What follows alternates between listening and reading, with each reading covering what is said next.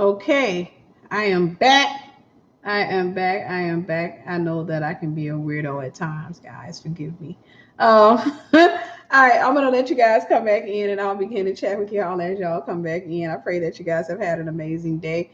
I'm gonna try not to keep you too long.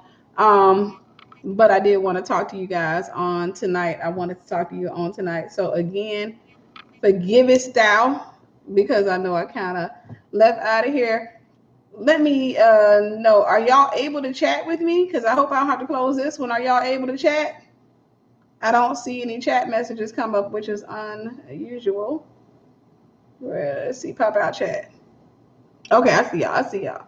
Okay, thank God. I was about to close out again. I was like, okay, did I click an option, Lord? Well, they can't see the chat. All right. So I do apologize for me running out of here pretty quick the way that I did. Y'all will come to find that is one of my things.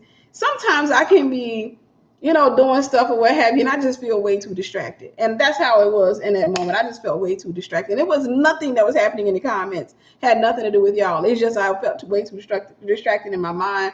And so when that happens, a lot of times I like to take time to kind of just draw back, pray, and then come back at it again, because I'm going to regret the video. So I try not to do that too commonly, but I guess, every leader has their weirdo moments, and I guess that's my little weird thing or what have you, is every once in a while I'm like, you know what, I'm not liking the way this is going. I'm not feeling this.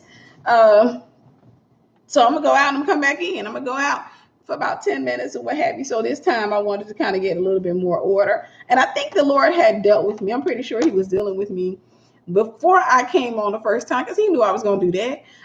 He was dealing with me to write down some pointers, and I didn't want to write them down. I was just like, Lord, I'm just going to go ahead and go, because I've done this plenty of times before, and I'm just going to trust you. And he's like, write down some pointers, and I didn't want to. So do me a favor. I know that we are coming back in, and I hate to ask y'all again, but make sure that you are liking and sharing the video. I do believe that this is going to be good. I do believe that this is going to help many of you.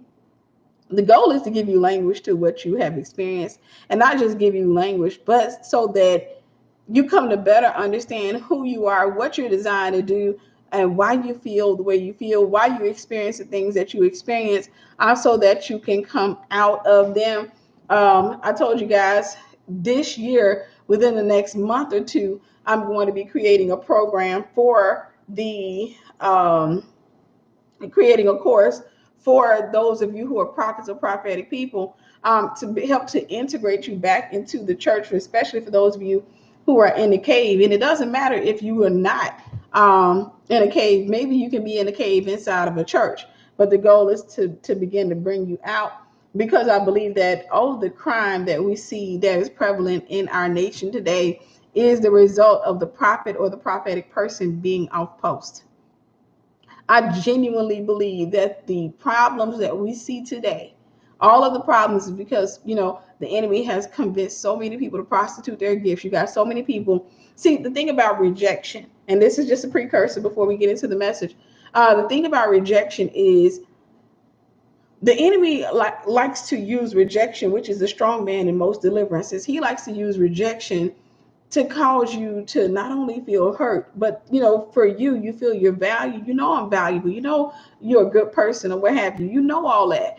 And a lot of times when people are hurt because of rejection from the parents, rejection from peers, rejection from the church, rejection from, not necessarily the church, but I'm talking about, maybe the church they went to, some of the people in the church they went to. A lot of times what happens when you start experiencing that rejection, there's a dialogue that begins to play in your mind.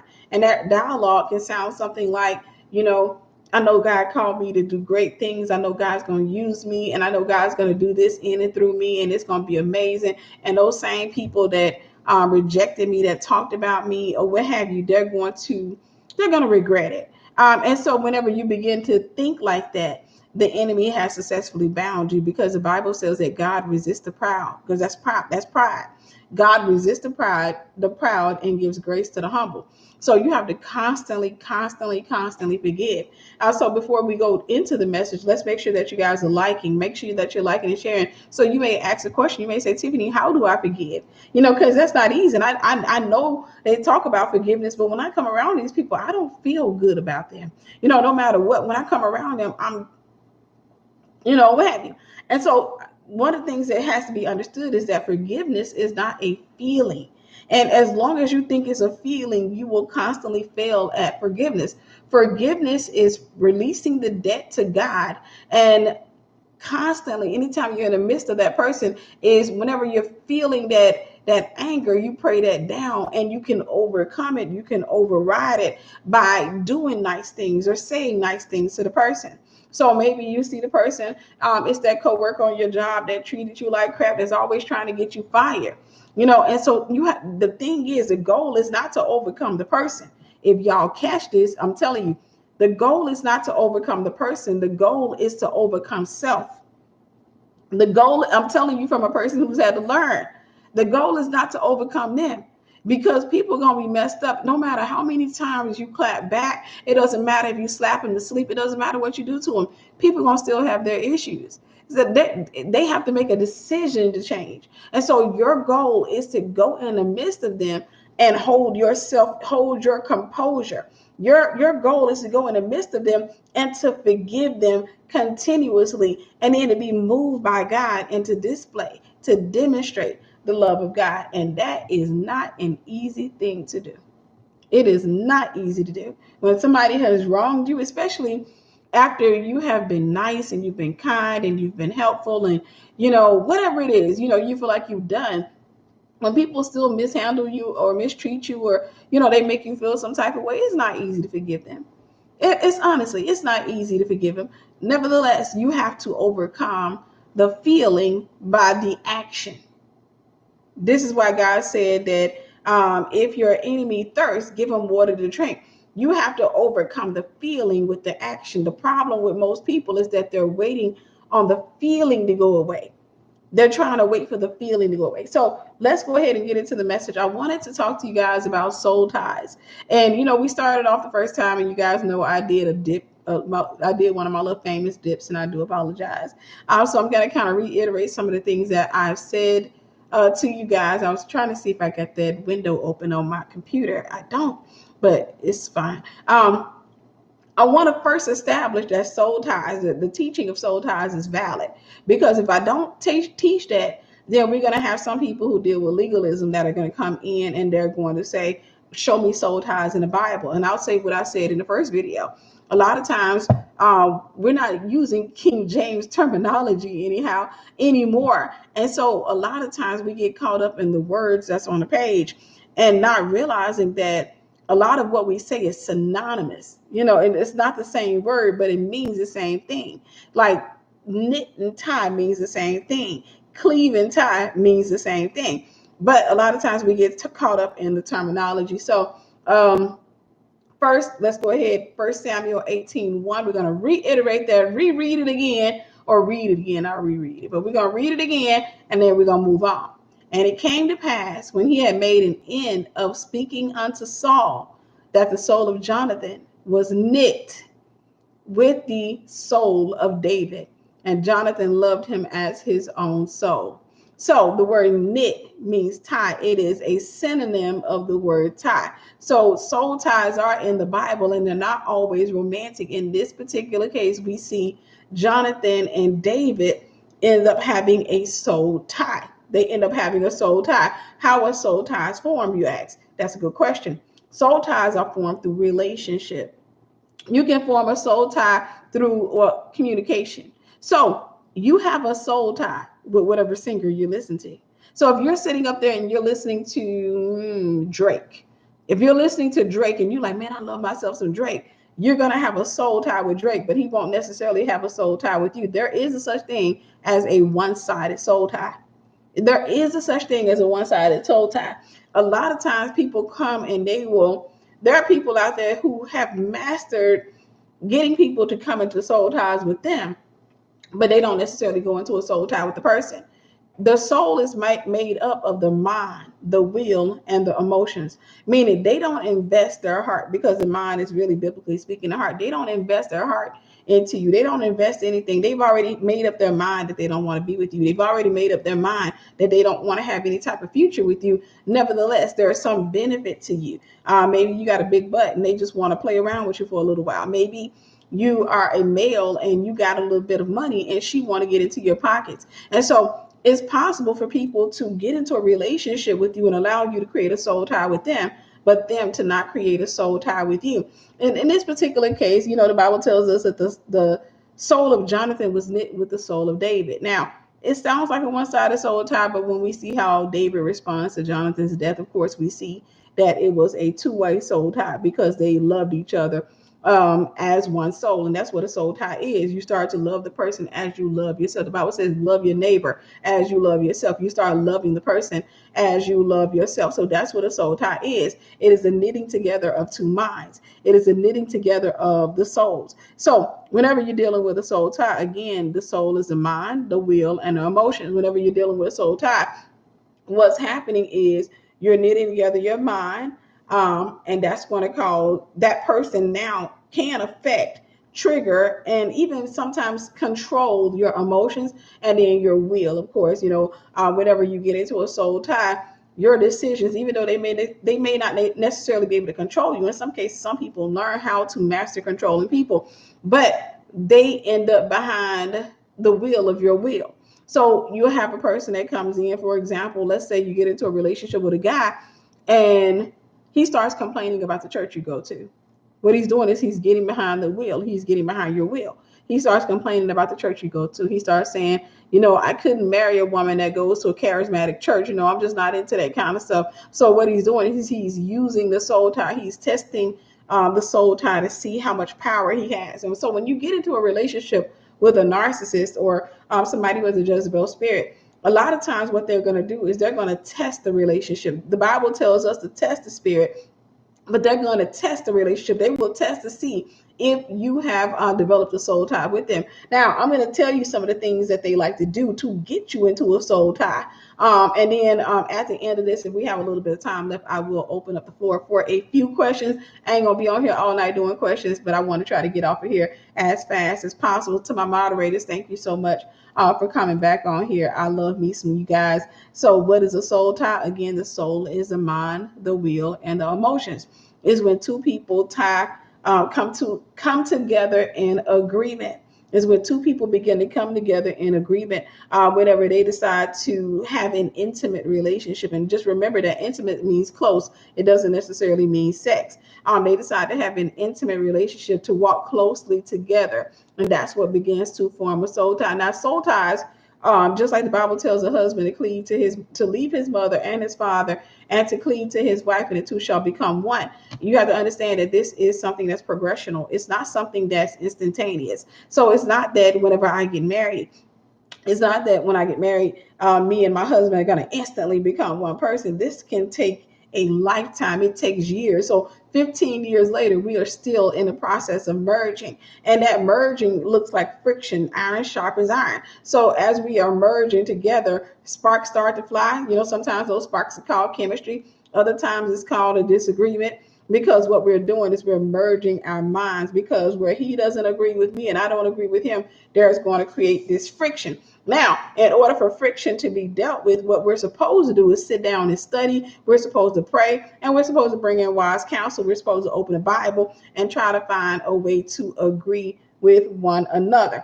If we're not doing that, pride will keep us from doing that. Now, God resists the proud and gives grace to the humble. So God will move out of the way and let us fight like cats and dogs because we're too prideful to understand. However, when you're dealing with a person, let's just say if I'm married and my husband does not want to understand, he's prideful, and I know that what I'm saying is true, and I show him it in the Bible, and I show him that, and maybe in medicine or what have you, if I show him and still he decides he doesn't want to, he decides that he doesn't want to agree or what have you, he wants to just assert what he says, his opinion. He tries to make his opinion as a God or what have you. The Bible tells us, and we were talking about this at church. Somebody mentioned this scripture at church, so this is why it's fresh on my mind. agree with your adversary quickly. So the best thing for me to do in that moment is just to say, okay, okay, because this is how you dismantle pride. Okay, that's what I'm just trying to say. Okay, now see, okay, I have to agree with him quickly. So the soul tie is the mind, will, and emotion. So when we're dealing with the empath, I think it's important for us to just kind of reestablish this. When you're dealing with the empath is the prophet or the prophetic person. You know what's interesting to me is that there are people out there now, you know, many leaders and what have you, they've embraced the teaching of narcissists. And, you know, on every spectrum, there is an opposite end of that spectrum. So there are people out there that they get really triggered by the word empath, but they're not triggered by the word narcissist. And it's very interesting to me because, you know, you say bad, then that means there's good. And so whenever you're dealing with narcissists, that's the medical term or the psychological or the scientific term, what have you. But if you're talking about one particular individual, you're talking about one extreme personality, you have to understand there is something on the other end of that spectrum. And so that is going to be your empath, or that's going to be your prophet or your prophetic person. A lot of times we get scared by language whenever the new age or whenever occultic movements begin to embrace that language. Sometimes we can become very intimidated by that language. And so a lot of times we miss the opportunity to win souls because we're so caught up in the wording. We're so caught up in the wording and what have you. Because, you know, the thing about it is when you come out and you begin to teach, at the end of the day, you're going to offend people. At the end of the day, as you're teaching and you're sharing the gospel or what have you, it's inevitable. You're going to offend people. There are some people who come from really religious backgrounds, and they're not going to be interested in any other language. They just want to use religious jargon or what have you. And so that's their thing. So anyhow, we've already established that, yes, soul ties are real. They are actual. They are factual. And they're not just romantic. Whenever, and I said this on the last, and I think this is important. Anytime somebody starts to build a relationship with you, what they're doing is building a soul tie. Now, one of the signs that the person is a narcissist, one of the signs that the person is has a Jezebel spirit is when they're in a rush to establish that relationship. When they're in a rush, they want to move things way too quick. I remember when I was in the world, I used to think that that was cute. Whenever I came across a guy, for example, who, sit back and all of a sudden, he starts talking about some, Tiffany, what are you doing to me? I don't understand. Why am I feeling this way? It's too soon for me to feel this way, or what have you. And I used to think that, okay, well, I guess it's something special about our connection. I guess it's something special about us. In other cases, I just was like, dude, it's something wrong with you. But narcissists have to rush a relationship. Again, sometimes you can have a narcissistic friend and they will employ a tactic called love bombing as well. Love bombing is when people start using flattery. They start, what, I just really think you're an amazing person.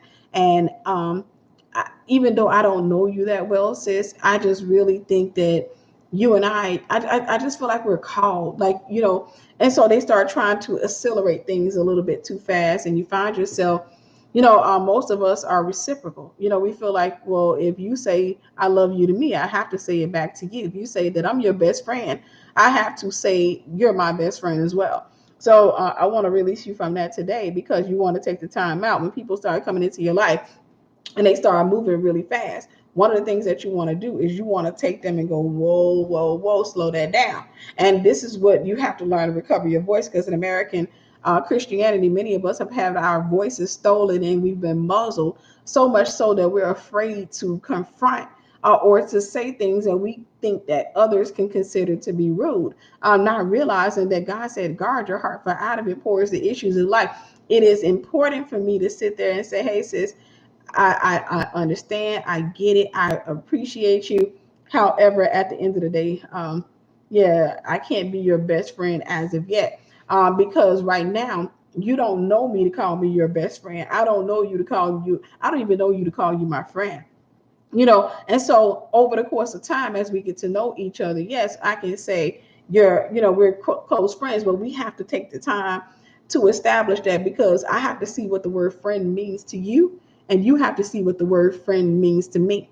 Because sometimes when somebody says friend, if they're not mature, now, for me, I can come across somebody who is mature, and we can use the terminology friend because we understand what that means. And so they know that doesn't mean we're going to talk every day. That doesn't mean that we're going to be close. So a mature person can handle that word. But when you're dealing with an immature person, a lot of times when you use terms like friend, or especially terms like best friend, really what they're saying is you're now a slave of mine.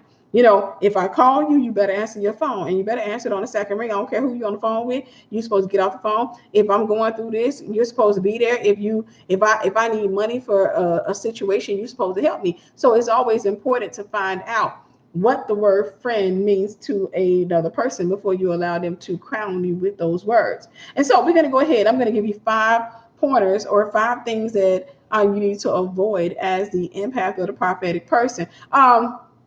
I think it's important for me to also just reestablish what the Ahab spirit versus the empath is, because I know some of you may not know the difference between the Ahab and the empath. The empath is just a medical, psychological, or scientific term for a prophet or prophetic person. It's just a medical, psychological, or scientific term for the prophet or the prophetic person. The Ahab is a prophetic person who has relinquished their authority. What that person has done is that person doesn't want to be anointed. Thank you, Miss 24/7. God bless you. That person doesn't want to be anointed. They don't want to be called. They want to be normal. They're fearful. They're afraid of authority. They're afraid of confrontation. They're afraid to be who God calls them to be. And so for that very reason, they have laid down their authority. And when you lay down your authority, it lays there and it starts to attract maggots. Those maggots are called narcissists. When you lay down your authority, it starts to attract maggots. Those maggots are called narcissists. These people come into your life in order to pick up that authority. Another thing I think we need to reestablish is that the Jezebel spirit is married to the Ahab spirit. If you don't remember, the Jezebel is the narcissist. The Ahab is going to be the broken empath. That's going to be the broken empath, the fearful empath, the empath that doesn't want to walk in their assignment. They're controlled, they're dominated by the spirit of fear. And so those two spirits are married. Those two spirits are married. And so because those two spirits are married, you're not going to separate them. As long as you walk with the Ahab spirit, you're only going to attract the Jezebel. You're going to constantly attract the narcissist to you because you have untapped authority that you're not utilizing. And so you're going to constantly keep attracting, because Jezebel's attracted to Ahab, Ahab's attracted to Jezebel. They are married in the realm of the spirit. And a lot of times I've seen cases where, of course, the Ahab spirit can be in a woman or a man, just like the Jezebel spirit can be in a woman or a man. But let's just use this example. I've seen cases where a woman had a Jezebel spirit and her husband had the Ahab spirit, and she manipulated, dominated, controlled him, castrated him, made that man look crazy with an ego. Now, when a woman and a man are married, a woman's supposed to make her husband look good, just like a man's supposed to make his wife look good. Y'all supposed to be complimenting each other. But I've seen cases where somebody has the Jezebel spirit and they're sitting there castrating their husband, and everybody starts to feel sorry for the Ahab. Everybody. Everybody's sitting there because they say he's a sweet man. He opens the door for you. He's very docile, very meek and mild mannered. And whenever you go up to him, you say, "How you doing,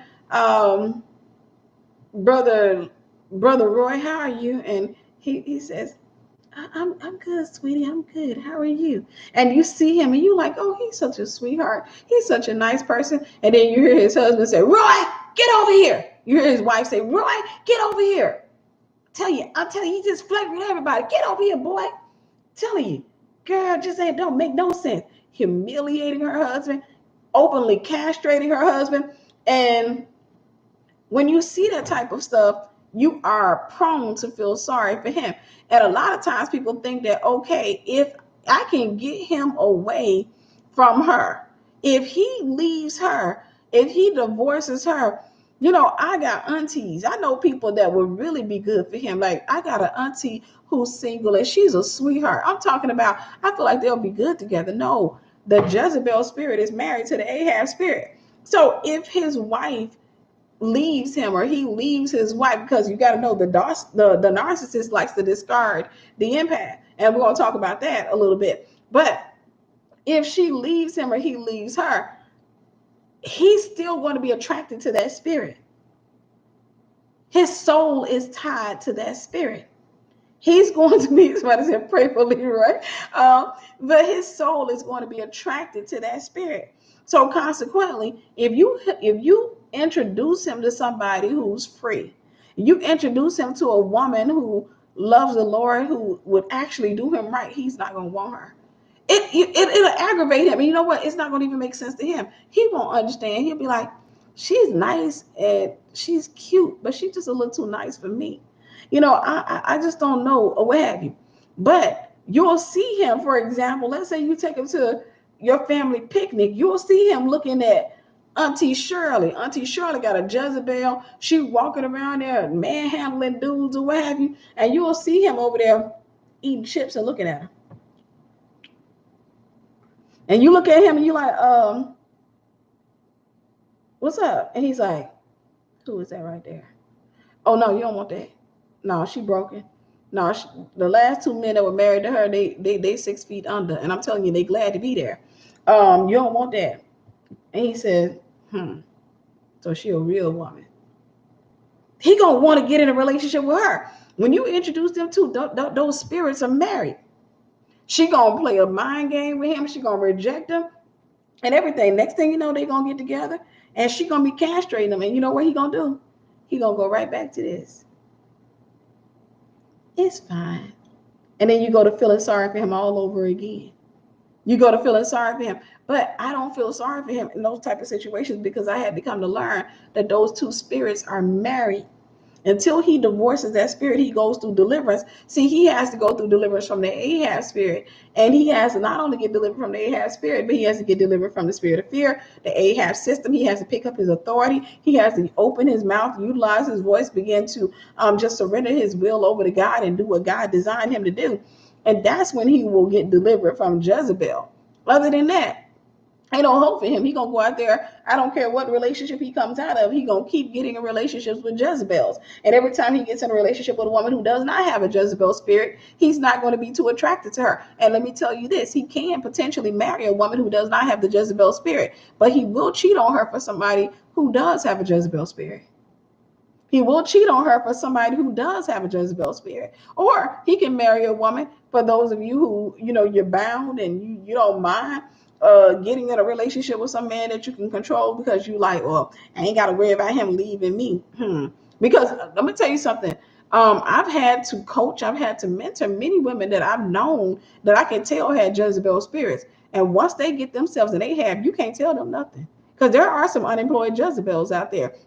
Once they get themselves an Ahab that they got under a spell, you can't tell them that they ain't leaving that man. They ain't leaving that man. I don't care if you tell them that they got a Jezebel spirit. I don't care if you tell them that they need deliverance. They ain't leaving that man because they got themselves somebody that they can control and they can dominate.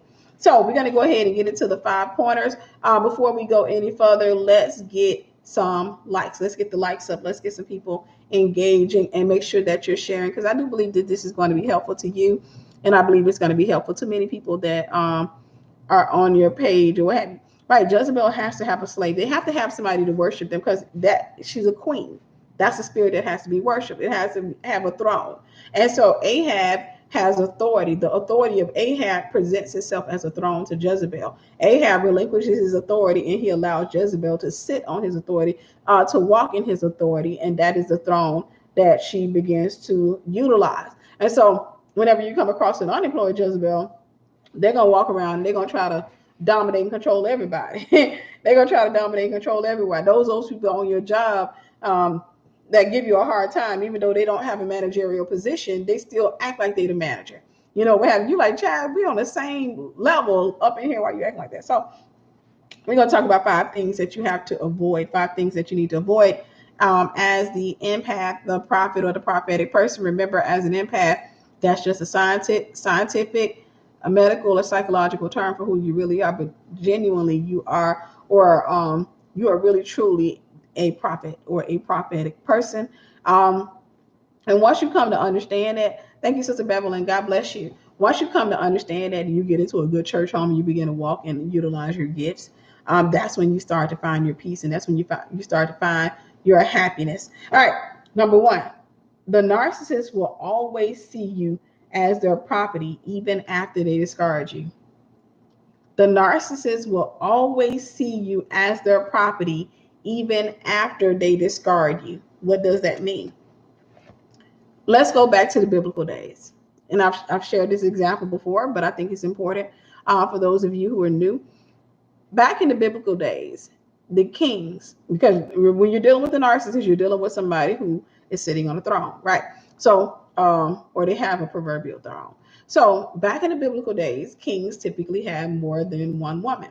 Kings typically had more than one female. Now they would have one queen, they would have the rest as concubines, and they would also even have wives. So there was a difference between a concubine was a slave. This was a maiden. This was, her father owed debts and all this other stuff. So consequently, or maybe her husband died. So she served as a slave. A wife, most of the time, was somebody who, had a free father. The father had a good name. And if the king wanted to take that man's daughter, he didn't necessarily make her into a concubine. Instead, he made her into a wife, but he didn't necessarily make her into a queen. We see this example with King David. King David takes Saul's daughter, Micah. He marries her, but he doesn't turn her into a queen. When he marries Bathsheba, he makes Bathsheba a queen. And we know that David had many women. King Solomon had many women. So that was true not just in Jewish religions, but in Gentile religions. Many Gentile religions were copycat of the Jewish faith. So they had many practices that were very similar to the Jewish faith. We see this with King Xerxes, also known as King Ahasuerus. But King Xerxes, who marries Esther, he was a pagan. He was a Phoenician king, but he was a pagan man, and he married. He ended up marrying Esther, but he had other women.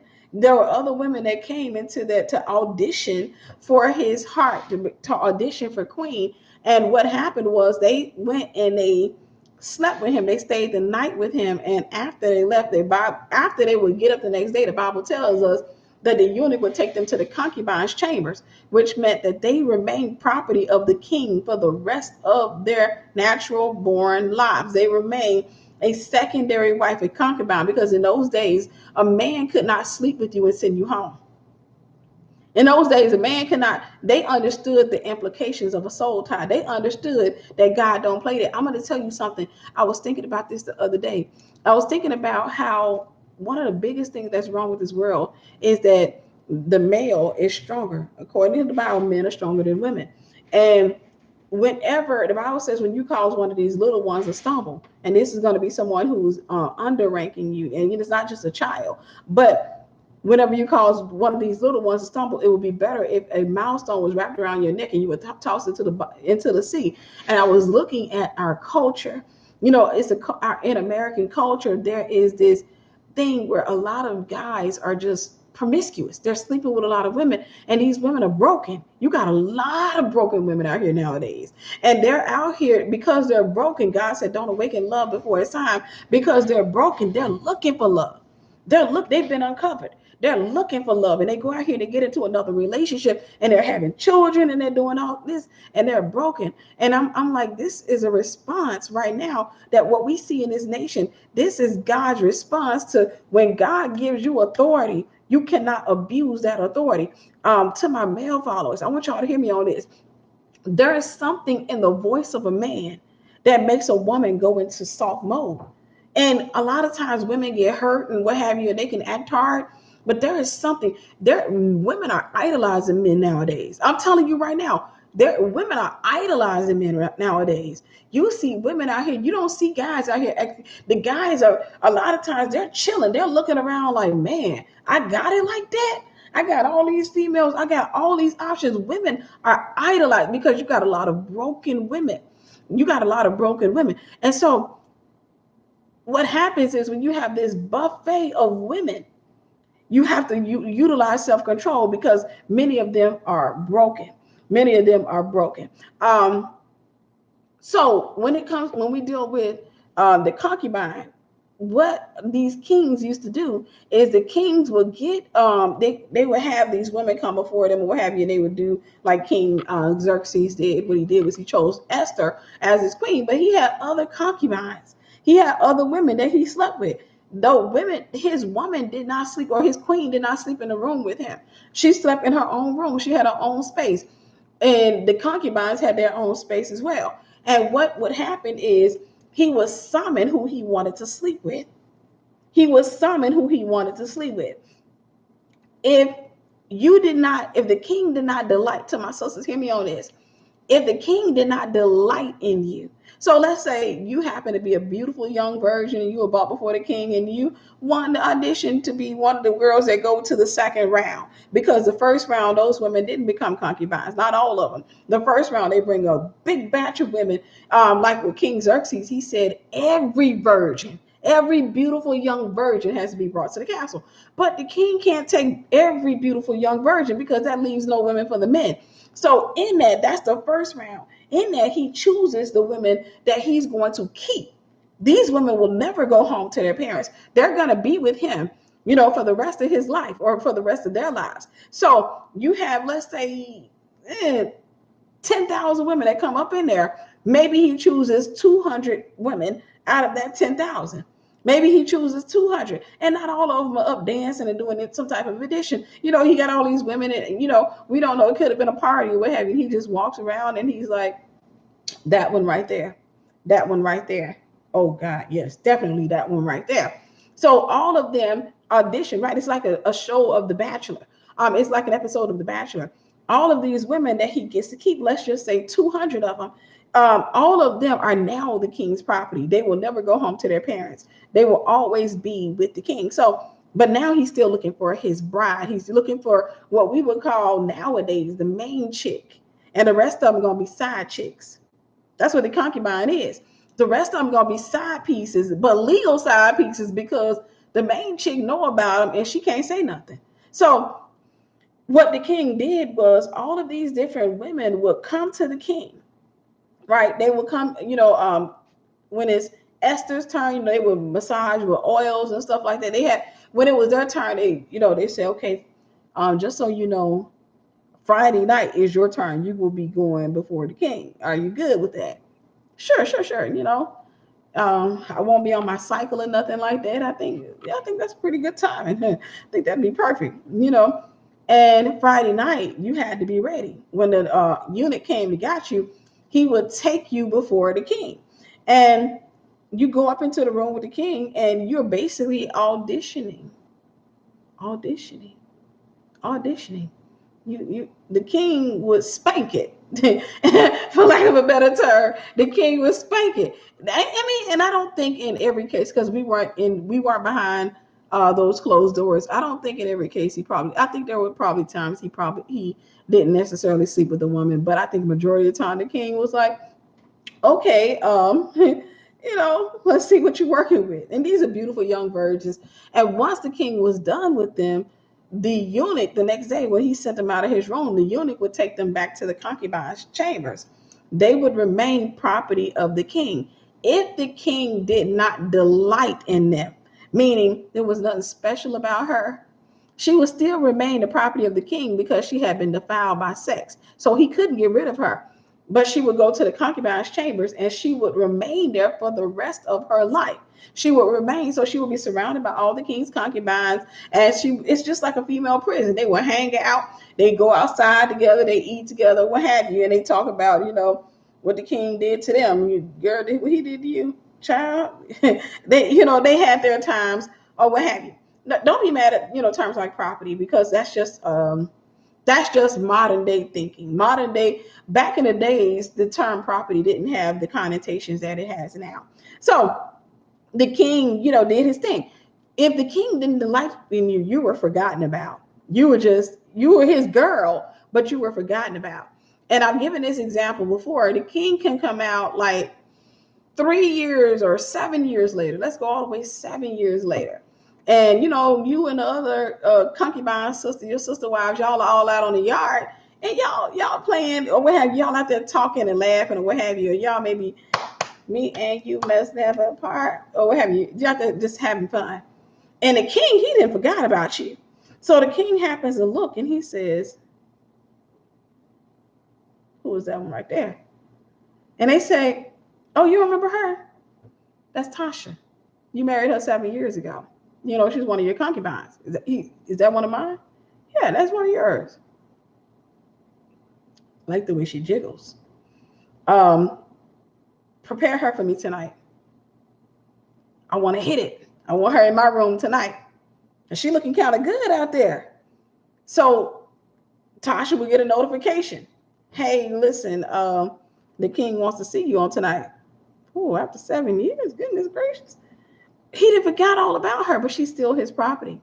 Why am I saying that? When you're dealing with the narcissist, when you're dealing with the Jezebel spirit, you are considered property. So even when you break up, even when the relationship ends, don't take it flat. Most of the time when they discard you, they're not interested in you per se. However, they see you as property. So it can be 7 years down the road, and all of a sudden, out of the blue, he can just have a thought about you, just a random invasive thought that comes in where he thinks about, hey, I wonder what Tasha's doing. I wonder if she's on Facebook. And he goes to Facebook and he sees your profile. And he's like, hey, she's looking good. Hey, I'm going to send her an inbox message.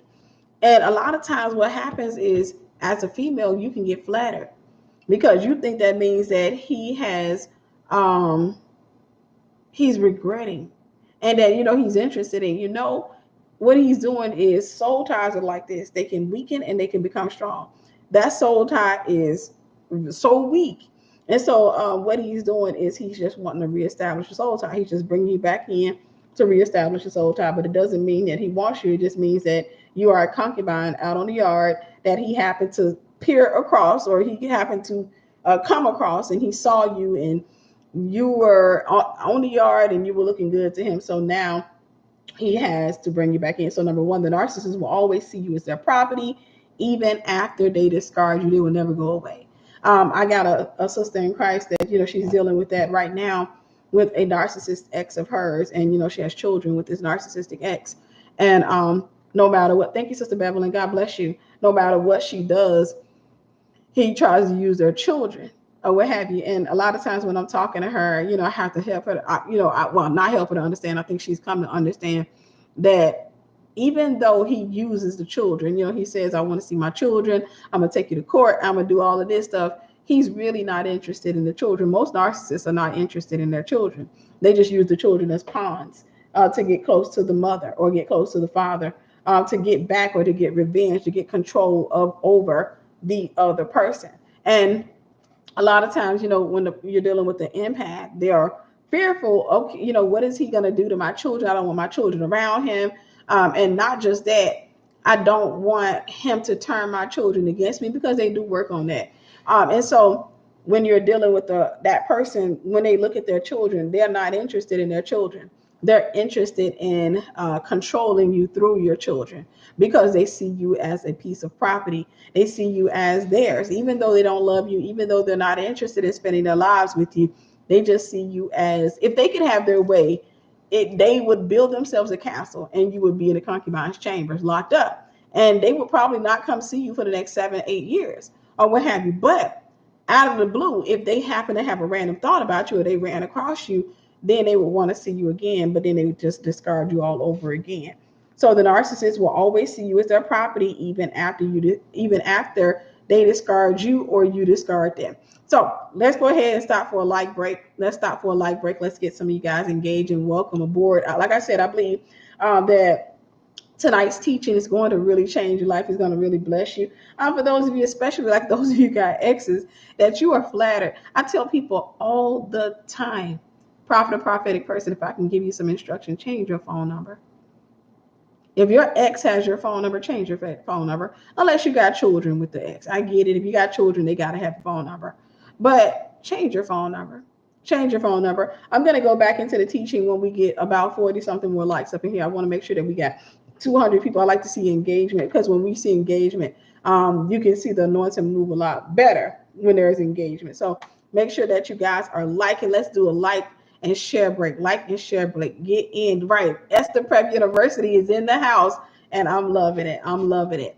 We got 38 more people. We're going to get to like the video, and then we're going to move on to number 2. I hope you guys have had an amazing day. I want to make sure that I'm teaching y'all about this, because it helps you to also understand yourself, so that you're not out here engaging these narcissists or getting in relationships with these Jezebel spirits and thinking that you can change them. All right, we need 29 more likes, and then we're going to go ahead and move on. 29 more likes, and then we're going to go ahead and move on. I know that can be annoying for some of you guys, but trust me, this is prophetic instruction. This is me training and teaching you in the prophetic. I said this on the first video, and I'm going to say it again. If you go to a deliverance conference and you're not engaging, sometimes you can miss deliverance. So I'm teaching you. I want you to always be that leader that engaged. Don't worry about the other people who decide that don't worry about them. You just don't carry that heart, and you make sure that you're engaged. And we got to get 20 more people on here to engage it. Sometimes it's healthy to keep them from their children. Yeah, and that's true. And I think that's a really hard decision to make. This sister in Christ of mine, she's always talking to me about, like she really wants to cut this guy out of the children's life in entirety. And I'm against that. However, she's always introducing me to, like, Tiffany, he's not going to change. I don't want him to hurt my children. And I'm like, hey, they're going to come to understand this on their own. But in the meantime, in between time, just pray, because, yeah, you chose them, and that is their father. So he is a part of them, and they are a part of him. We need 9 more likes, and then we're going to go ahead and move on. 9 more people. Let's get you guys engaging, and then we're going to move on. You're breaking this information down so good. Thank you so much. Thank you so much. Thank you so much. Thank you so much. I am having an amazing time with y'all. I'm always missing y'all. I'm always loving to come out. I lost my youngest daughter to my narc spouse, alienation syndrome. Oh man, I'm sorry to hear that. I'm sorry to hear that. And I think it's important for people to know that does happen. Your story is not unique. It's very common. And that's the fear of a person who has a child with a narcissist. So that is a warning to some of y'all. We need one more person to get up in here and like, but that is a warning for some of you guys, to not go into relationships with these people. All right. Number 2, you have to draw solid boundaries around yourself if you want to truly be free. You have to draw solid boundaries. This may sound like a basic lesson, but I'm going to explain this. One of the things I've seen, I saw this. Where did I see this at? Oh, I think I may have seen it on TikTok. This lady was talking about, or trying to show, like how her narcissistic ex, contacts her and all that. Now, if you got a child with a narcissist, yeah, they're going to have your phone number, and you're going to have some engagement with them for the sake of the child. If you don't have a child with a narcissist, they should not have your phone number at all. One of the problems with the empath is that you're a slave to your feelings, and many times you want to hear back from the narcissist. And that's the problem, and which means that you keep the door open. Consequently, you keep the door shut to your breakthrough, because you keep on waiting. You will sit back and get into relationships with other people, but yet you won't change your phone number. You won't move all of the things out of your life that maybe the narcissist gave you. You're always trying to make sure that they have a way to kind of peer into your life. You want them to see that you got a snatch waist, and you want them to see that you have braces, and your braces, did a number on your teeth, and now you looking the way that they wanted you to look, or what have you. You want them to see that, so consequently, you don't draw solid boundaries. It's important for you to make sure that it's not okay for them to be contacting you on Facebook. It's not okay for them to be calling you. If you don't have children with them, it's not okay. And if you don't do that, then you're still married to them. In the realm of the spirit, you have not picked up your authority yet. Jezebel is married to Ahab. And so narcissists, they will discard you, but many times what they're going to do is they're going to test to see how much power they still have over you. How do they do that? They do that by contacting you. They do that whenever they contact you, a good morning text. And if you respond within the first minute, they smile, because that tells them you're still in love with me. You're still soul tied to me. If you respond angrily, with anger, with rage, with unforgiveness, they smile because they know they still got you. If you don't respond all day, then you respond that night, they smile because they know you're just playing hard to get. You're still mad. They smile because they know that you're still there. And unfortunately, many prophets and prophetic people, many empaths, will remain in a one-sided soul tie with a narcissist for the rest of their lives, even though they've been discarded. They will remain in a one-sided soul tie for the rest of their lives, even though they've been discarded. They will sit back and pine away. And it's not to say that they're going to not get in relationships, but they'll get in other relationships, yet they're still soul tied to the narcissist, meaning they have not gone through deliverance. They have not changed their mind. They have not grown, past that. And so consequently, they're always kind of, even when they're in a relationship with somebody else, they're kind of, eyes over here, looking at the narcissist. They have a tendency to get in relationships, and in the beginning of relationships, when you're dealing with the empath, they like heightened emotions. That's why the narcissist is so effective with them, because empaths are super sensitive. They like people to play with their emotions. When you're dealing with the empath, when you're dealing with the prophetic person, they love, love, love the high cloud nine. Am I wrong? They love the feeling. Come on, my prophetic people, tell me that I'm wrong. Somebody, no, they love the highs of feeling. And I say this all the time. Prophets and prophetic people, you are addicted to oxytocin. You are addicted to adrenaline. You are addicted to dopamine. And that is your drug. Thank you, Sister Is Donnie B. God bless you.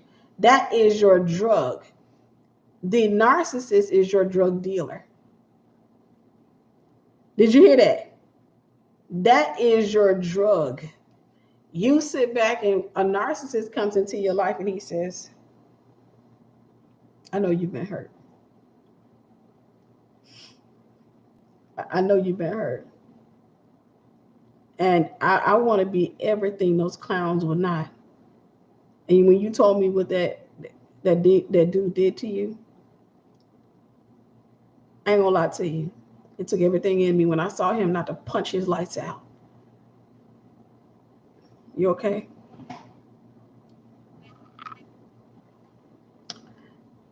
I'm in love with you. And they say everything you want to hear, and you like. And what that does, the Bible says, guard your heart, for out of it pours the issues of life. What it does is, in order for me to experience the fullness of that man's words, I have to literally unguard my heart. I want you to hear me when I say this. I want you to hear me when I say this. I can't experience the fullness of his words if I have guarded heart.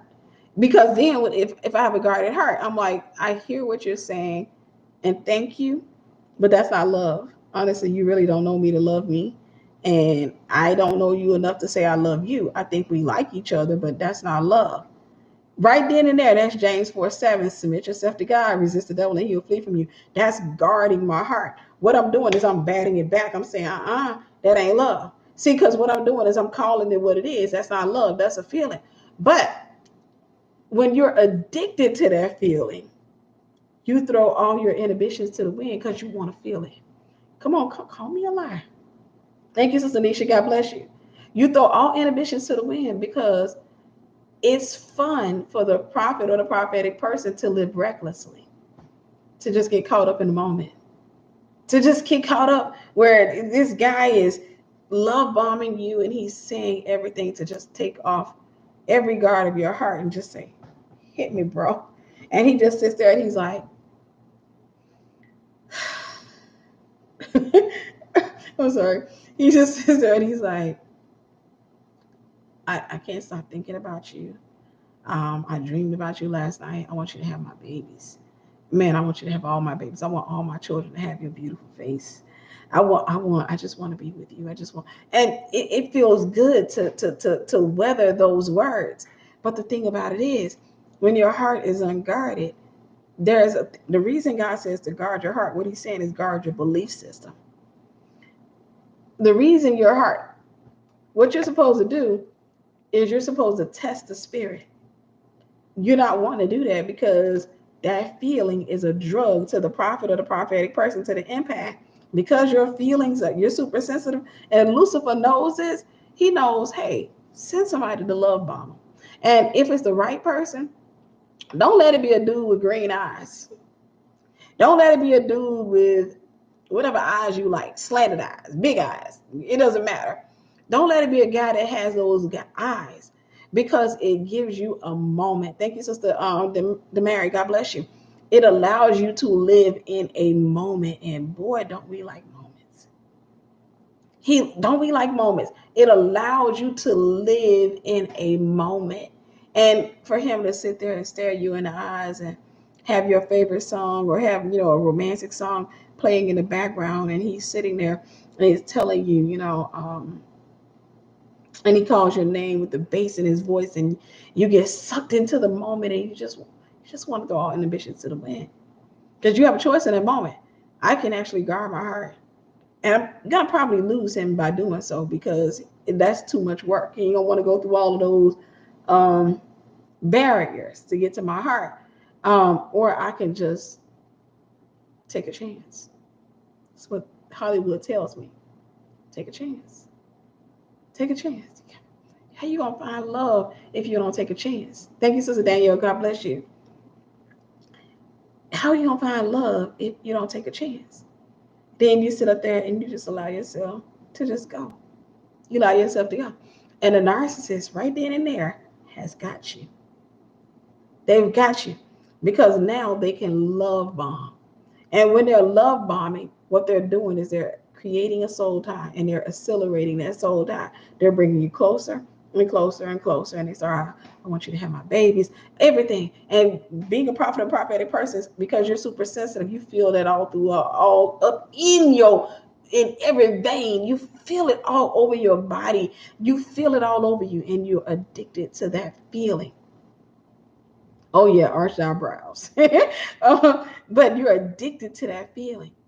And when you're dealing with the narcissist, they're going to get you to then begin to give a sacrifice. So we're going to go ahead and move on. But you have to draw solid boundaries. That's number 2. You have to draw solid boundaries around yourself if you want to truly be free. That's not just boundaries for the exes, but that's boundary for the potential exes, those who are auditioning to be an ex. You have to draw boundaries. And how do you draw boundaries? You use the word of God. Thank you, Sister Jacqueline. God bless you. You utilize the word of God. I'm going to present my body as a living sacrifice, holy and acceptable to God, which is my reasonable service. I'm not going to be unequally yoked with unbelievers. There's no reason for me to heat up the oven if I'm not going to put anything in it. I know we ain't having sex, so ain't no sense of us really tonguing each other down. Why am I going to sit here and get into a relationship with a guy, and we over here swapping saliva, and I know good and well that I'm going to remain abstinent to marriage. I know good and well. So why am I going to get him aroused, and why am I going to get myself aroused? Make it make sense. It doesn't make sense, because that's culture. Culture says, hey, bring him under a spell. Y'all, I don't know if y'all want me right now. I don't know if y'all want me right now. Culture says we have a culture of witchcraft. Bring him under a spell. I want him. Whole purpose of us kissing, I want him to feel the electricity that flows from that moment, that is his neurons fire off. I want him to feel it all up in him. I want him to go home and not be able to stop thinking about me. I want him to go home and stare at the ceilings and at the ceiling, because in my mind, if I'm immature, in my mind, that's going to accelerate everything. And he's going to know that I'm the one, and he's going to want to be with me, because you know what, he got a chance to kiss me, even though I said no sex before marriage. I've already auditioned. I didn't sit up there and I didn't kiss him, and I showed him what I can do. I didn't show him with the kissing. I didn't show him that I got kissable lips, and I'm a pretty decent kisser, or what have you, whatever the issue is. So you think in that moment that I don't think there's nothing wrong with me kissing him, but why are we gonna get each other horny? I've been abstinent for 7 years. I ain't going back to, I used to be out there. The devil had a good grip on me, but I renounced.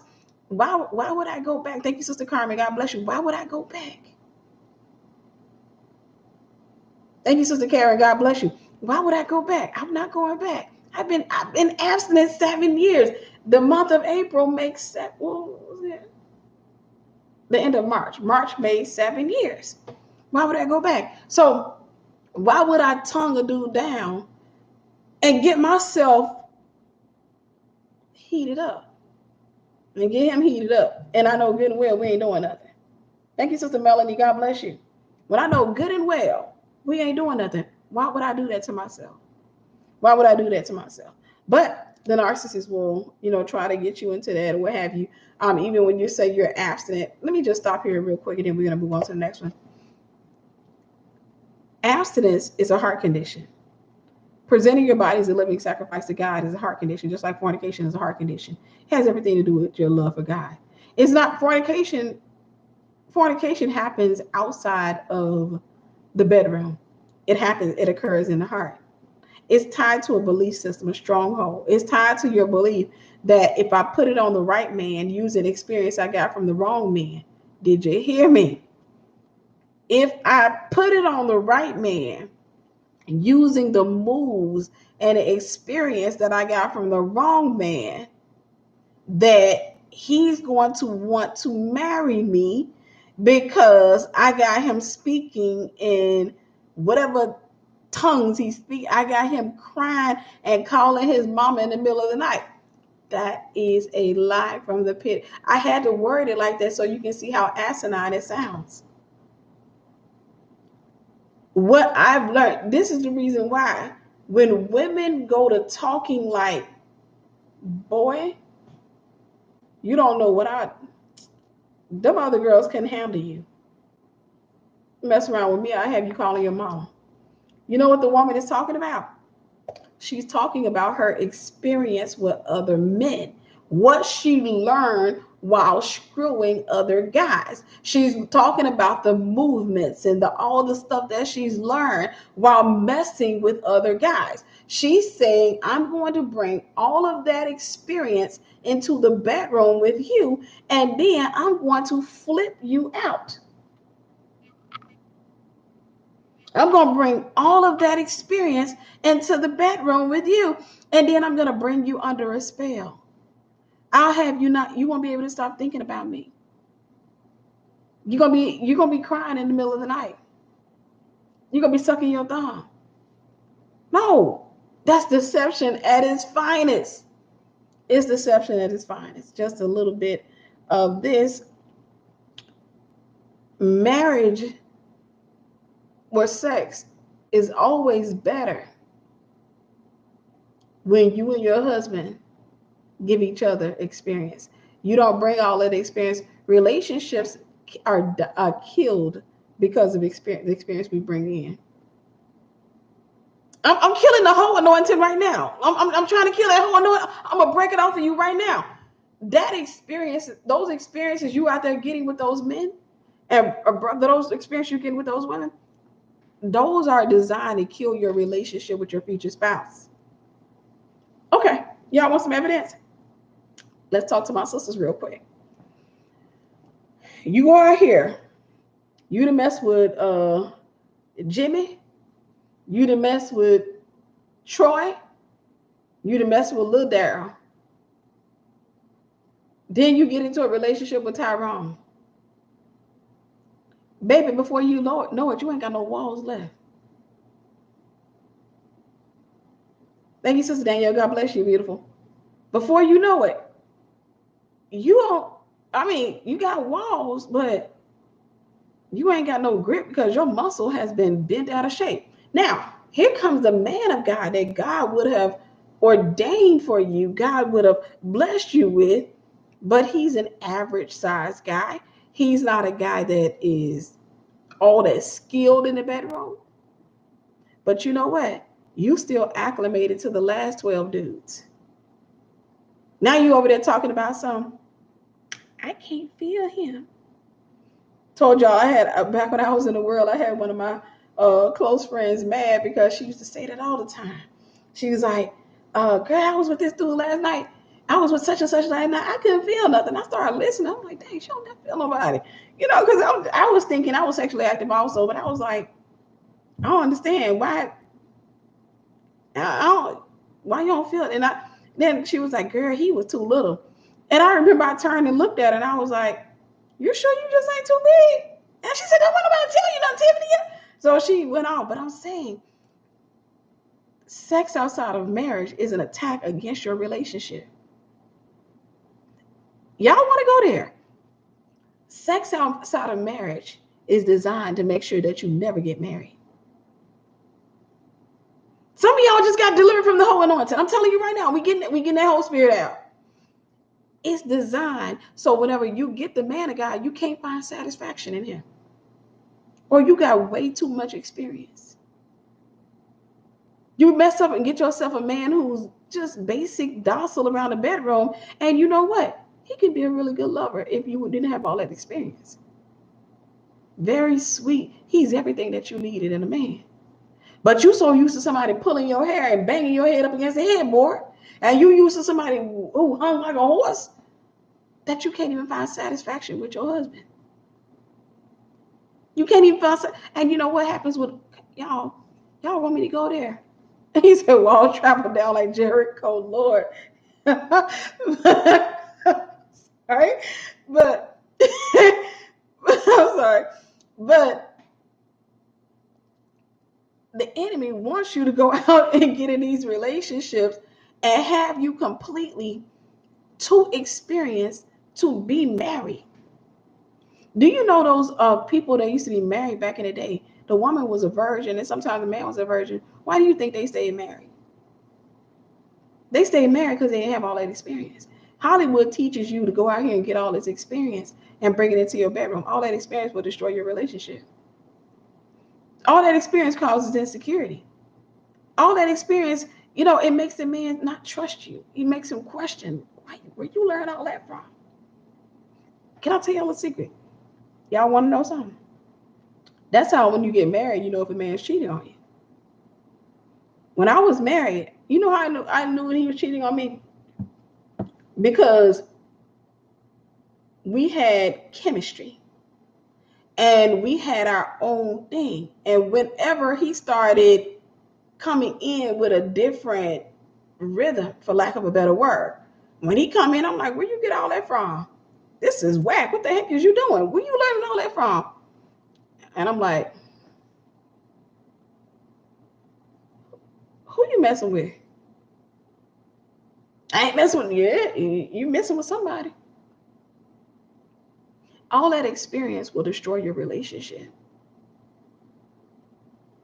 What happens when you go into a relationship as a virgin or a renewed virgin? You present your body as a living sacrifice, holy and acceptable to God, which is your reasonable service. You allow him to give you away. What happens in that is you learn how to teach each other. You create your own language rather than speaking the language of Tyrone, Leroy, Jimmy, Jack, Paul, James, and Lil Dale. You create your own language. Any person who's married on here will tell you that in a bedroom, you have your own language. In a marriage, you have your own language. But the problem is you got too many people that speak too many languages. When they go in the bedroom, they speak too many languages. They had the whole 12, all the 12 disciples. They speak too many languages. And when they get into the bedroom, that man don't know what he getting. Because you have society, culture, and I'm gonna move on from here. I'm gonna move on, I promise you. But sometimes I get caught up. But you have culture that teaches that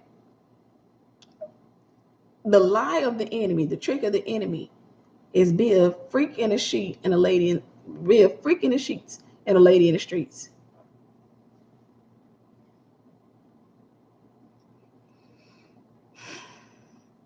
Tell me how many times have that worked for you? Come on, because we got some self-professed freaks on here. We got some reformed freaks on here. How many times has that worked for you? You in there putting the man in a chokehold, throwing him all over the bedroom and what have you. You got him crying for his mama. And at the end of the day, he still cheated on you. And when you went out in the street, you still was all ladylike. Hey, how are you? That's nice. Nobody knew you was a freak. They just thought you was a nice little sweet, person. They just thought you was just a nice little. They didn't know. They didn't know. That's why he cut his eyes at you. When you walking around talking about some, hey, how you doing? He looking like, man, he still cheated on you. Because you know why?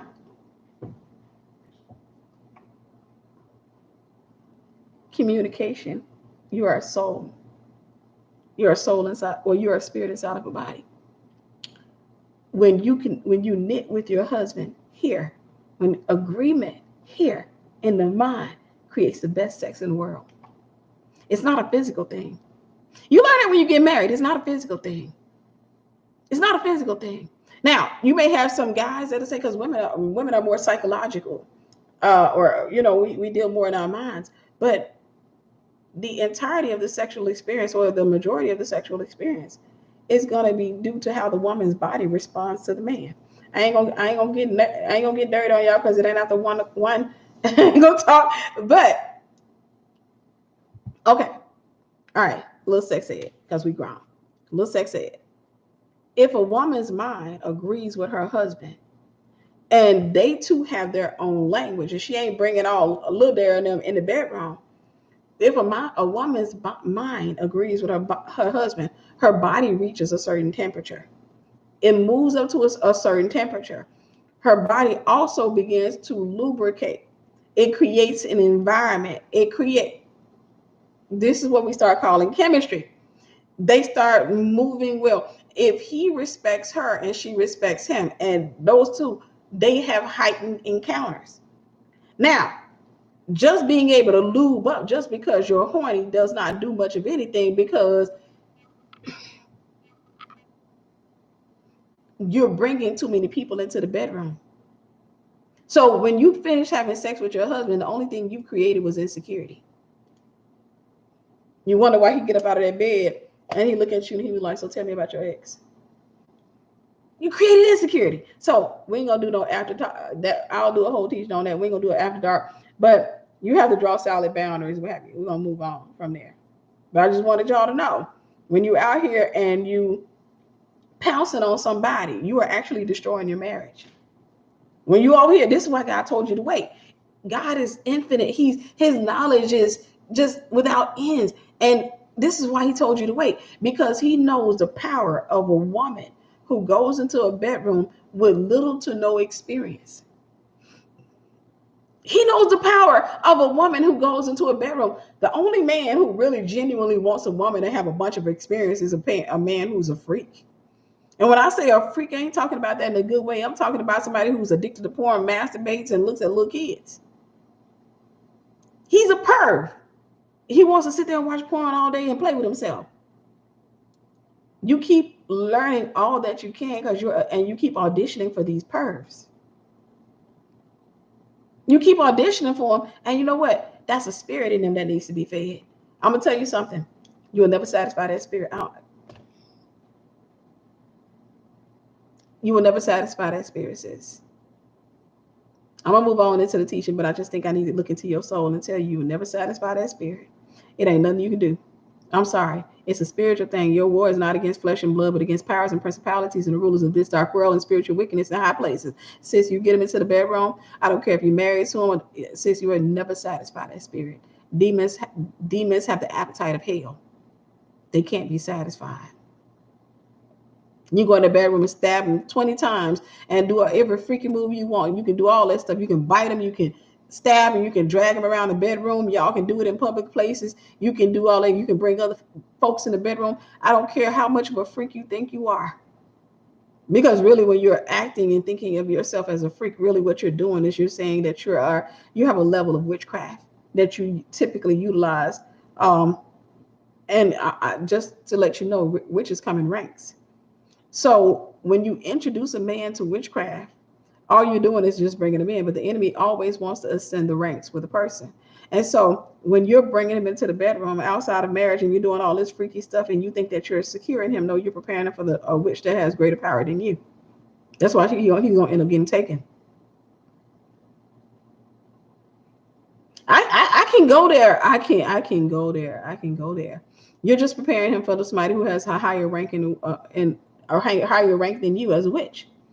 And you know what? She's going to come in and she's going to put it on. And you know what? It has nothing to do with the motion in the ocean or even the size. It's here.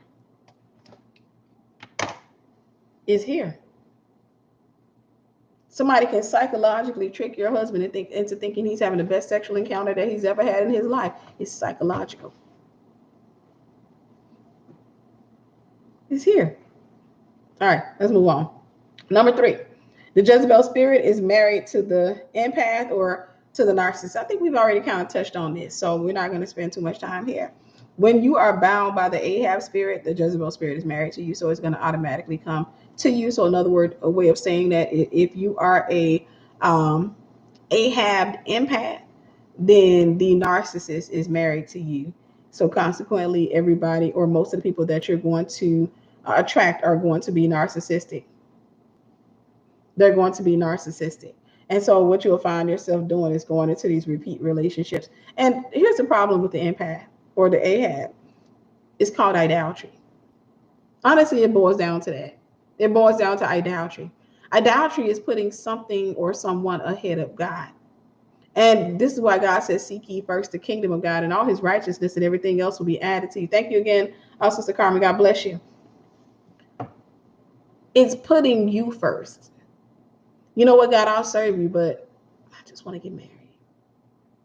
Lord, I'll do everything. I know I'm a prophet. I know I'm a prophetic person. I know I'm an apostle. I know I'm an evangelist. I know that I'm a teacher. I know that I'm a pastor.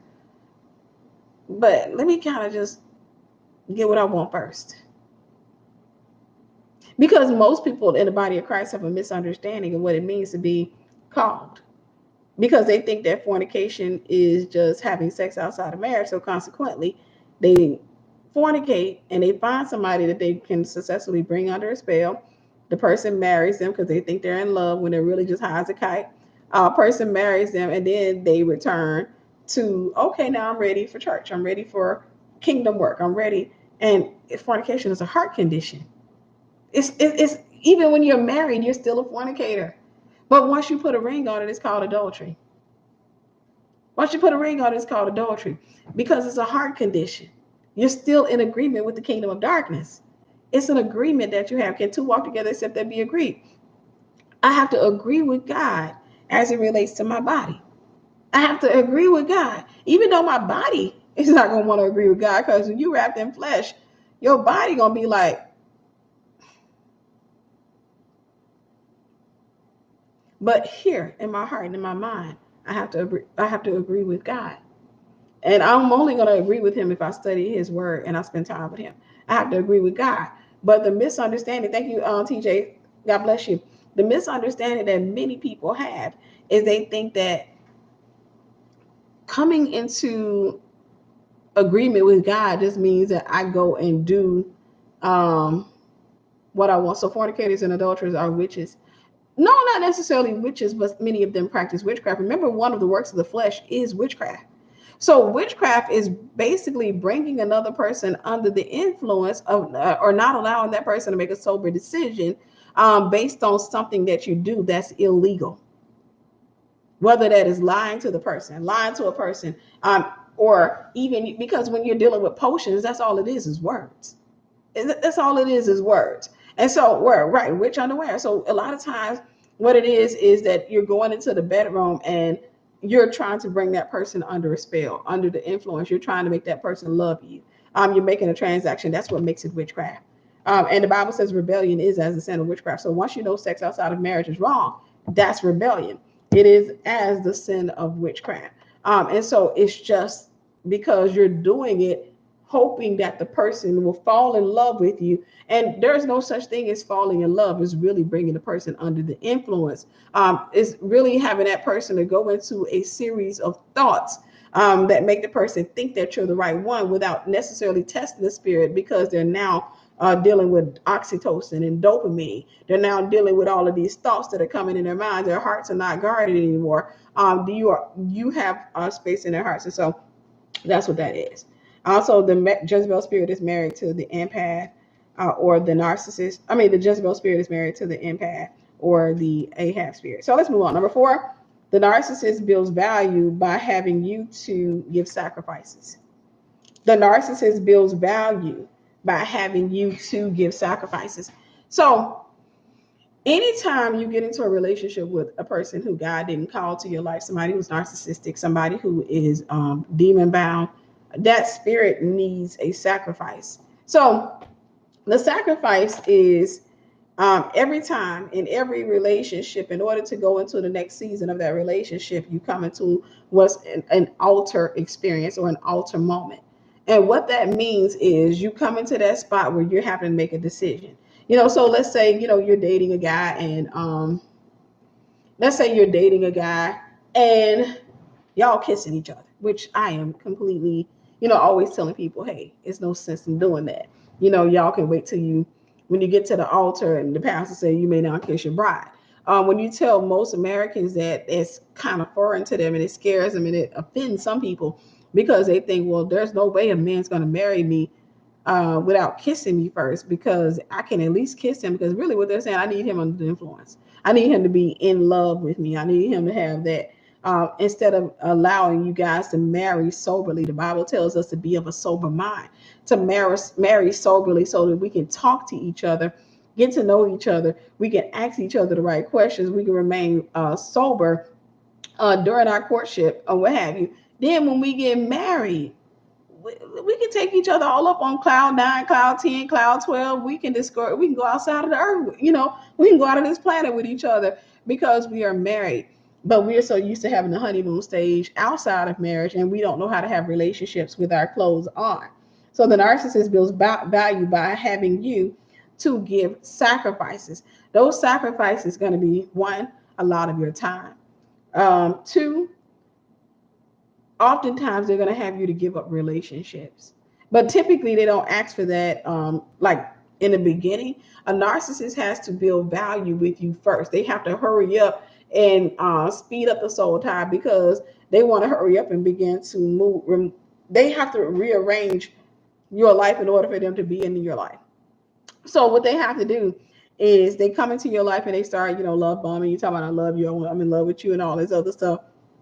They have to move everything pretty fast. In that, they're going to test you over the course of time to see where you are in the relationship. So if you got a best friend, they may require you to get rid of your best friend. And the way that they do that is they'll find sometime maybe you get offended with your best friend or something. Anybody and everybody that's close to you serves as a threat to their agenda, because they don't want anybody in your life who could potentially, encourage you to go out and make a different decision. They don't want anybody in your life who you can talk to or what have you. They don't want anybody in your life who genuinely loves you. Now, they don't mind you having relationships. Most of the time, they want to connect you with the people that they're connected with that are crappy. They don't mind you having relationships, even with the people that you have chosen for yourself. They don't mind you having relationships if those people are broken or what have you, and their lives are not looking good. But they don't like people in your life who are relatively healthy, anybody who can speak into your life. So they'll always try to devalue or get you to devalue the voices of the people that are in your life. And so they're going to need a sacrifice in order to move on. And one of the most powerful sacrificial offerings, of course, is your body. This is why God tells you, let me get that body first. Let me get that body. God says, seek ye first. Remember, we talked about the law first. Seek ye first the kingdom of God and all his righteousness. And he said, I'll add everything to you. He also says, present your body as a living sacrifice, holy and acceptable to God, which is your reasonable service. But you legalize a narcissist whenever you give the narcissist or somebody else your body first, because what you're doing is you're seeking that relationship first. You're seeking to please this person above God, which is what legalizes the narcissist in your life, because they have to become an idol. They will not be in a relationship with anybody that does not idolize them. They have to become an idol in your life.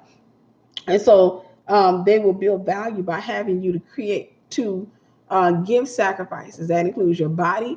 They'll start having you to give up relationships, and it's not always you walking away from people. Sometimes you become offensive to your friends. You start saying things, showing your friends that you don't value their opinion, or you don't value them anymore. And so consequently, a lot of people begin to remove themselves from your lives. And a lot of people, I found, empaths have a tendency to, they'll discount or devalue their friends, and then they'll let those friends move. When they want to get rid of their friends, in many cases they won't directly, and so they do it passive aggressively.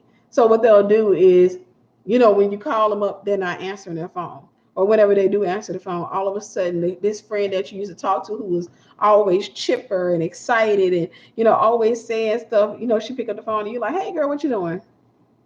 Nothing. You busy?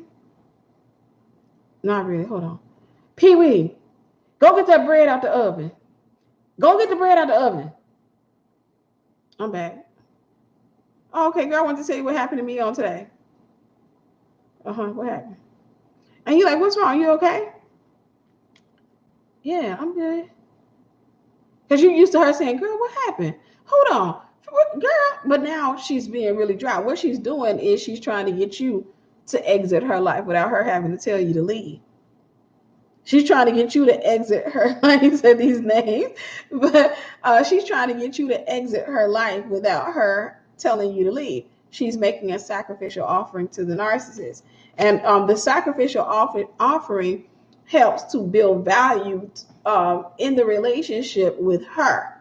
The narcissists, many times, are not going to necessarily soul tie themselves to the person, or if they do, they're too broken to even care. But it's to build value, because the more she makes a sacrifice into that relationship, the less likely it is for her to walk away. Once she sacrifices her mama's opinion, she done disrespected her mama, she done left her pastor, she left her church, and once she done done all of that stuff, the narcissist now is invaluable to her, because he's all she has left. Once she done disrespected her friends and everything, he's all that she has left. And whenever that happens, the narcissist then begins to show you their true character. They start to show you themselves, and then they take you through these mind games where, they do bad things, and then they make you feel like it's your fault. They gaslight you.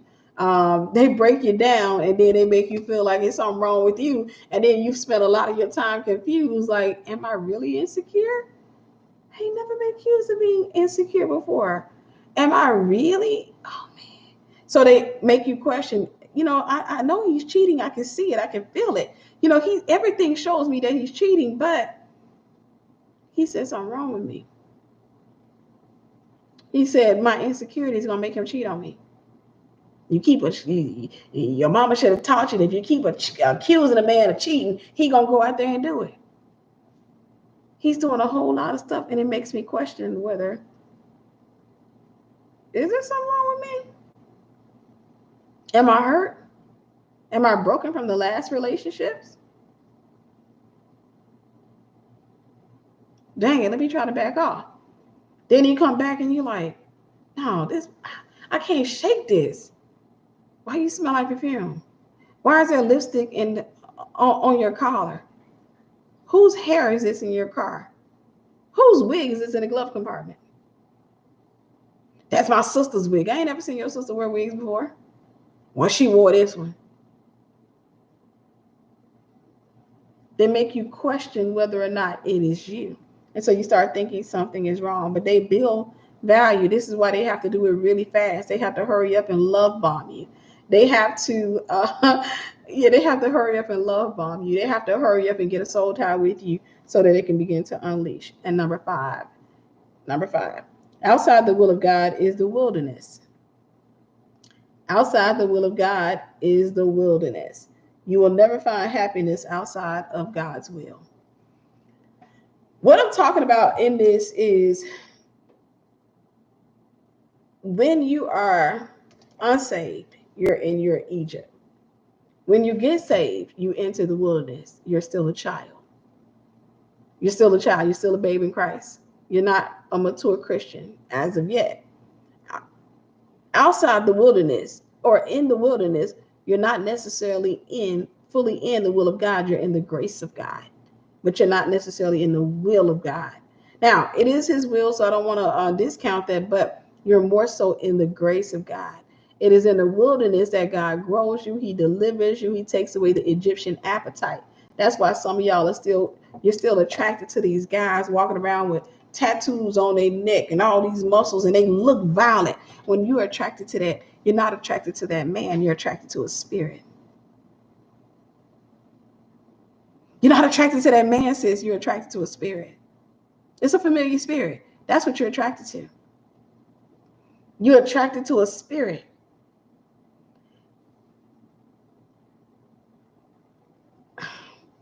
I can pull up a video, and I don't even remember what the video was, but I can pull up a video, for example, and have a guy. I saw one on TikTok the other day.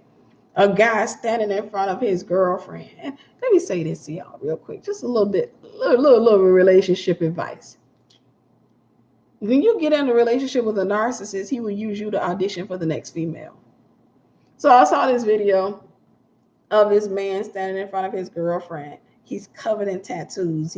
His body, you can tell he's been in the gym or he's been in prison, one or the other. And he's a relatively handsome guy, and he's standing in front of her, and he growls and stuff like that, and grabs her by her neck or what have you.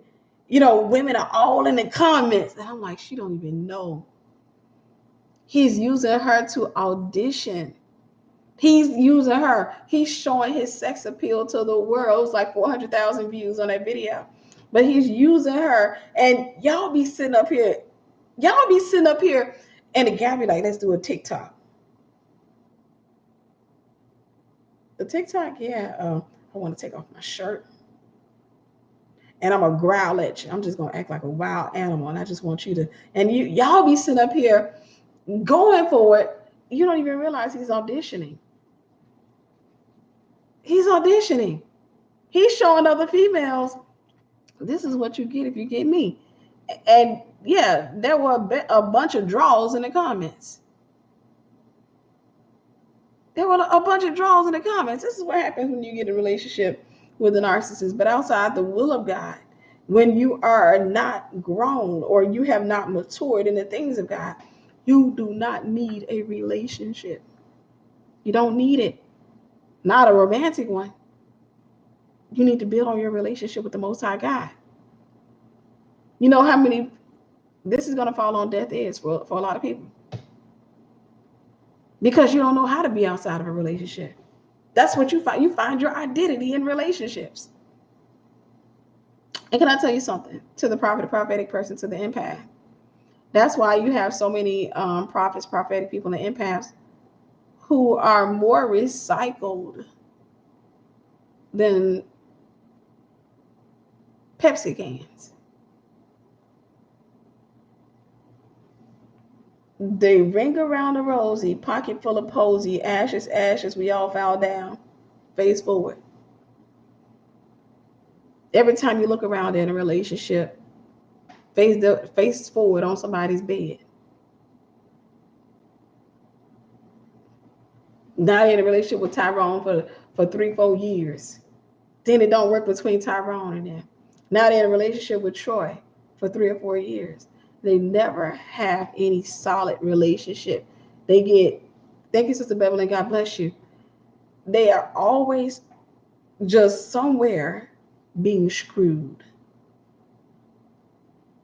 and hoping that it is love. Hoping that this time it's going to work. Hoping that this time, this man, you're not going to find love outside of love. God is love. The Bible tells us that God is love. You will never find love outside of love. That's the wilderness. You won't find love out there. Now, can you find somebody else on that journey? Yeah, but they don't have the capacity to love you yet. See, because first they got to love God with all of their heart, mind, and strength. Then they got to love their self.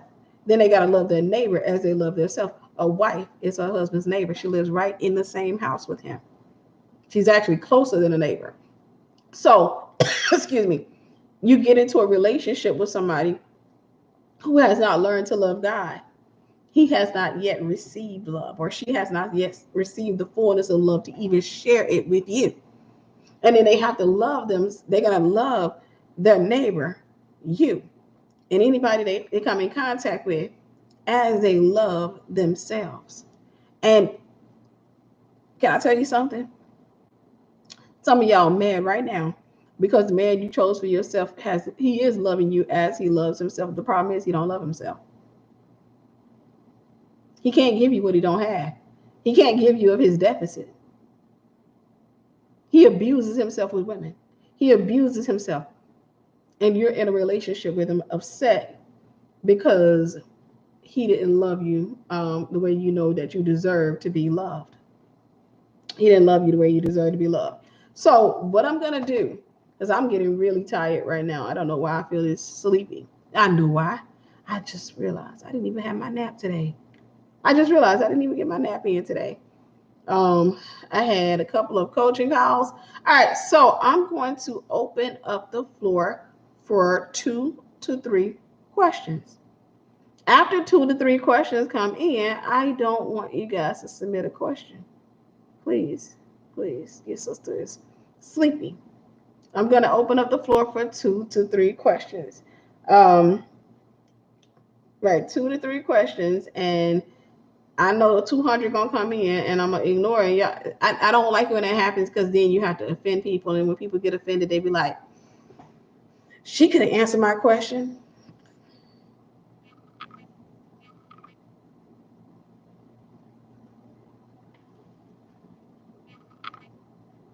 All right, I'm letting y'all questions come in. I'm letting y'all Delilah and Samson spirit. Okay, let me pull this over because I can't see the question in its fullness. Okay, Delilah and Samson spirit. How are they different? I don't believe that there's a Delilah spirit or a Samson spirit because I've called Delilah spirit out in deliverance and I have yet to hear that spirit come out. I think it's just a Jezebel spirit. The Samson operated as an Ahab. Delilah had a Jezebel spirit. So those spirits were around way before Ahab and Jezebel came. We just started calling it the Ahab and Jezebel spirit. But it's the same spirit that operated in Delilah and Samson. So there is no difference. Difference between a narc and a flying monkey? Well, a flying monkey is just somebody who works for a narc. They just work for a narc. They're just usually another word, if you use a biblical term, a eunuch. You know, somebody that just does the dirty work of a narc. All right. When a man gives you back all your stuff, what does that mean? He is done with you. Sister Bell Rose, I didn't see your question, so I'll get to yours. He is done with you, and he's probably moved on to somebody else. Doesn't necessarily mean that he's going to walk completely out of your life, but yeah, if somebody's ended a relationship, the Bible said, "If an unbeliever wanted to depart, let them depart." Don't ever try to hold on to somebody who doesn't want to be in a relationship. It's always better to just go ahead and grieve the relationship when you're already in the midst of grief than to hold on to it. But if they give you back all of your stuff, typically means that he doesn't want the relationship anymore. And it could be, it could be maybe y'all were fighting too much, or it could be he's moved on with somebody else. How do you know when God is ready for your husband to come? You don't know. You just have to stay in the relationship with God. Stay in the will of God. God looks at faithfulness. Humans, we think works. So we tend to have a works mindset. Like, if I'm abstinent and I'm doing this and I'm doing that, then God should send the man of God.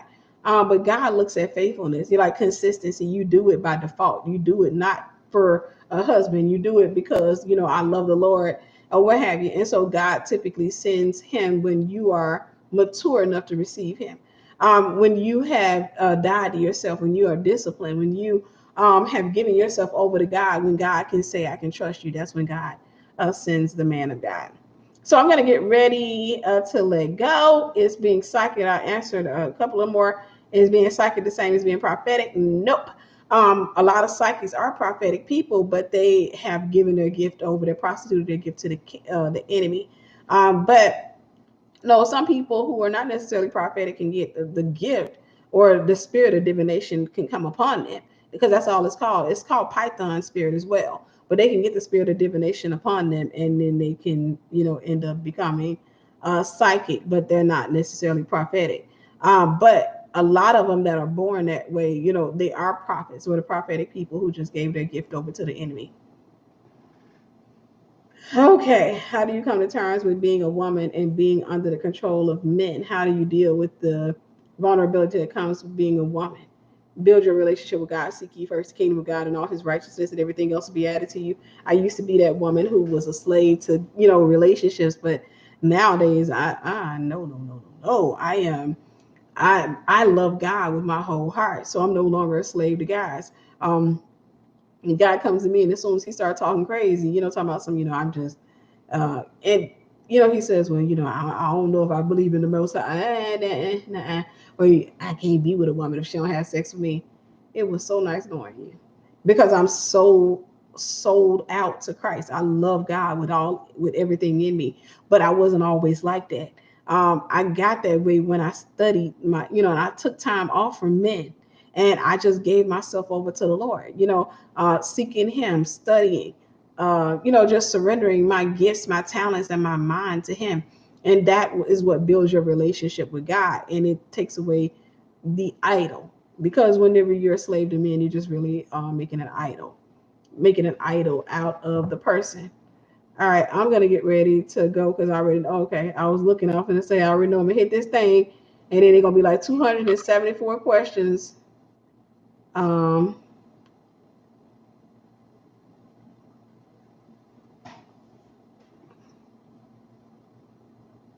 So if you've been married before, how do you behave? You just heal and surrender yourself fully over to God, and that's it. Oh God, y'all got some questions in how to break a soul tie. Watch my video on soul ties.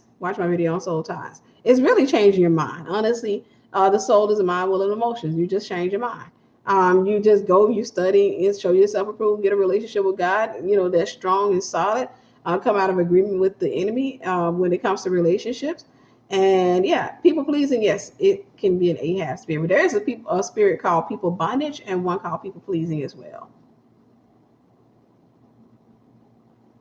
If the person's a virgin and you sleep with that person, is that a legal marriage? No. What made marriage legal in the Bible is when the father signed off on that marriage. So if you go to the law, that is a law marriage that you're talking about. And so the father would have to agree on that marriage. All right, I'm going to get ready to go out of here, because I said two. And of course, I do what I do. Can a son be a eunuch for his not mother? Of course, it happens all the time. If he keeps putting pictures of you on his social media, but it's obvious with someone else, you need to stop checking his social media.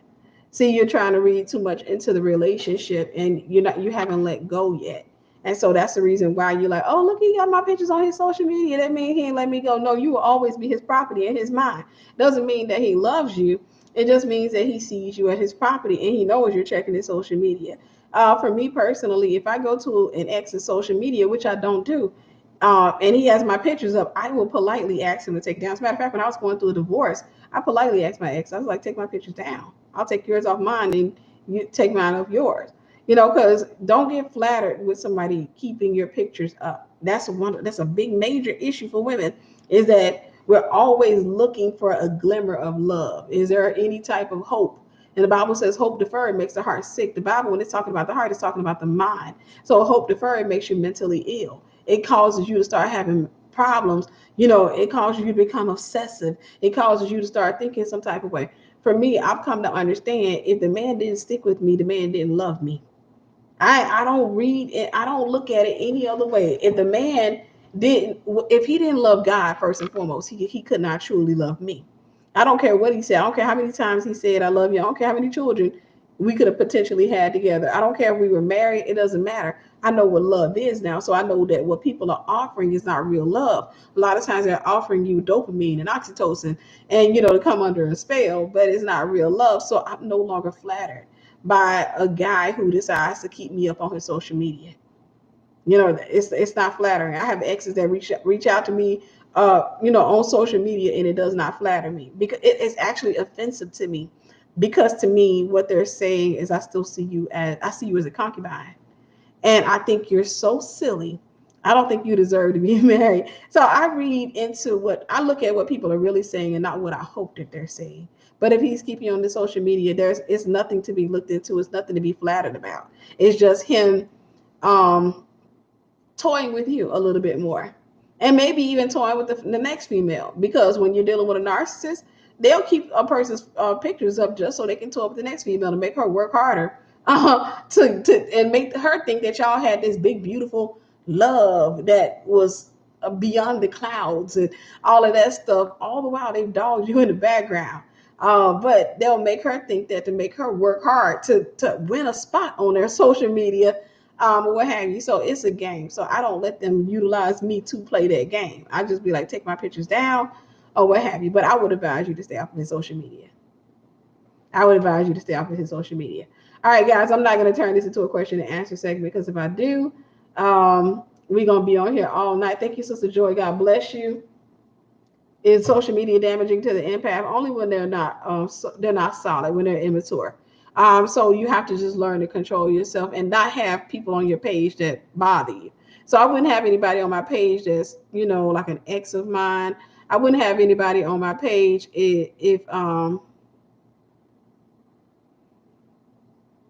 what is it? Wedlock? I'll answer that on another day, because wedlock is just a union between two. It's agreement. That's all it is. And does that have to end in divorce? Yeah, if you end it, it has to be ended in divorce. And divorce is just disagreement. It's just really it's disagreement, divide, or what have you. But it's really when two people no longer agree. That's what it is. And so they just really didn't test the spirit before they got married. They got caught up in all the other stuff. So yes, listen, let me say this. If I did not answer your question, I promise you I did not intentionally look over you. I just tried to scroll. And remember, I said I was going to do 2, but true to my nature, I still did a couple of them. Yeah. Can a guy have concubines and multiple wives today? If they wanted to, but it wouldn't be legal with God. God is only going to recognize a wife. All right. I love y'all. We'll talk soon. Bye-bye. Hey, if you want to sow a seed, definitely sow a seed, guys. If this blessed y'all, like I said, if I overlooked your question, it was not intentional. It wasn't intentional. I promise you it wasn't. Anyhow, I love y'all. I'll come out and do a question and answers segment soon. Talk to y'all soon. Bye-bye.